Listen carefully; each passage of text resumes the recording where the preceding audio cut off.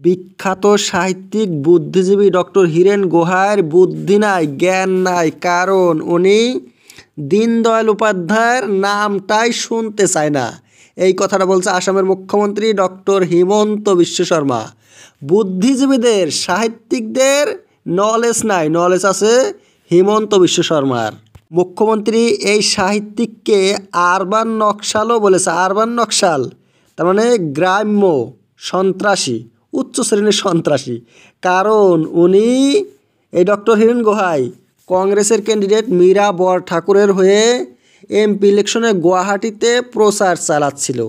কংগ্রেসের হয়ে প্রচার চালাইলে সে নাকি আরবান নকশাল হয়ে যায়।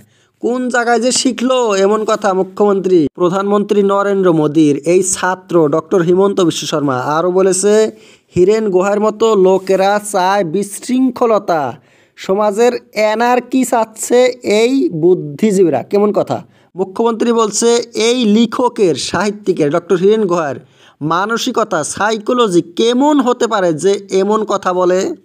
মোদী সরকারের এক মন্ত্রী রামেশ্বর তেলী আবার আরেক সাহিত্যিককে, বুদ্ধিজীবীকে আক্রমণ করে, অসম্মানী করে মাপ চেয়েছিল।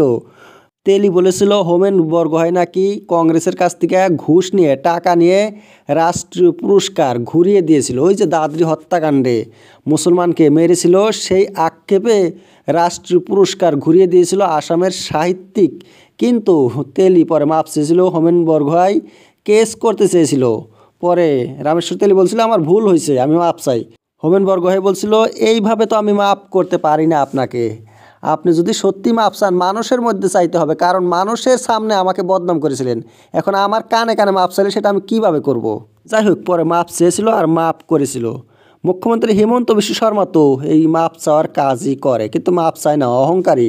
আসামের সাহিত্যিক অনুরাধা শর্মা বলেছে হিমন্ত বিশ্ব শর্মা যদি হীরেন গুহার মতো লোককে জ্ঞানহীন বলতে পারে সেটা তো পুরা অহংকারের কাজ।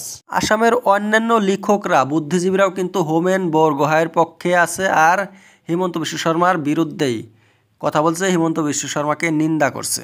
হিমন্ত বিশ্ব শর্মা বলছে একটার পর একটা ইলেকশন জিতলো বিজেপি এই দীনদয়াল উপাধ্যায়ের নাম করে, আর সেই দীনদয়াল উপাধ্যায়কে যদি না চিনে হীরেন গুহাই, তাহলে তার কোথায় জ্ঞান আছে? জ্ঞান নাই।